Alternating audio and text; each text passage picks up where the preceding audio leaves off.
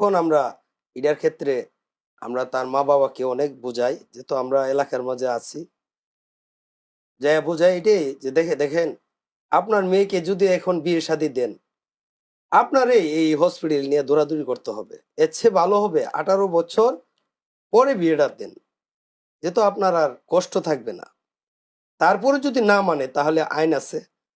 আমরা থানার বরাবর আমরা অভিযোগ করি। থানা থেকে এসে এই বিয়ে আমরা ভেঙে দেই। শিক্ষার ক্ষেত্রে কি আ ব্যবস্থা গ্রহণ করে থাকেন? নারী বা পুরুষদের ক্ষেত্রে? মেয়েরা তো শিক্ষার ক্ষেত্রে অনেক মানে ছোট বয়সেই বিয়ে দিয়ে দেয় বা পড়াশোনার প্রতি আগ্রহ থাকে না। তো তাদেরকে কিভাবে সচেতন করেন আপনি? হ্যাঁ, সুন্দর একটা বিষয়। লেখাপড়া এমন একটা জিনিস, এটা যদি আপনার বংশগত থাকে তাহলে এটা বলতে হয় না। আর যারা নেই বংশগত লেখাপড়াটা কম, তাদেরকে আমরা বুঝাইতে হয়। দেখেন, আপনি যতটুকুই করছেন বা যতটুকুই বুঝেন, আপনার ছেলেটাকে মেয়েটাকে স্কুলে দেন, সে উচ্চ শিক্ষিত হোক, আপনার নাম উজ্জ্বল করবে, আপনার পরিবারকে বাঁচাবে। যেমন একটা ছেলে যদি একটা মেয়ে যদি শিক্ষিত হয়, তার ঘরে কোনো কখনোই ঝগড়াঝাটি থাকে না। বাহিরে কোথাও সে ঝগড়া কইরা আসে না। কেন? তার মেধাতে এই জিনিসটা সবসময় আসে। হ্যাঁ, আমি যে ঝগড়া করব এটা তো খারাপ।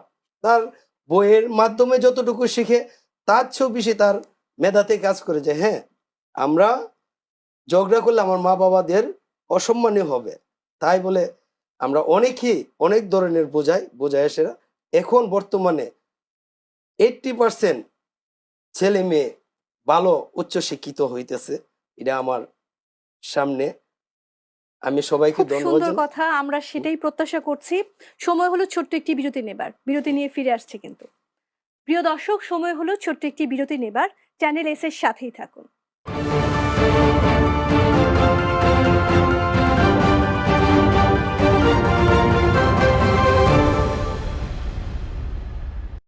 বিরতির পর আবারও আমন্ত্রণ প্রান্তিক উন্নয়নে বায়সস এই আয়োজনে। আপনারা দেখছেন চ্যানেল এস। প্রজেশ বণিক, একজন ইউনিয়ন পরিষদের সদস্য হিসেবে আপনারা হচ্ছে সাংস্কৃতিক বা খেলাধুলা বিকাশের ক্ষেত্রে কি কি ব্যবস্থা নিয়ে থাকেন? সাংস্কৃতিক এবং খেলাধুলা সুন্দর একটা প্রশ্ন করছেন ম্যাডাম, আপনাকে ধন্যবাদ। আমাদের পাশেই স্কুল আছে। জি। স্কুল আছে, আমরা স্কুলের ছাত্ররা যখন খেলাধুলা করে আমাদেরকে এখানে দাওয়াত দেয়। আমরা এই খেলা উপভোগ করি। আবার তারা যদি কোনো আর্থিক সাহায্যের জন্য আসে, আমরা চেয়ারম্যান মেম্বাররা মিলে তাদেরকে একটু সাহায্য করি, একটু উৎসাহ দিই,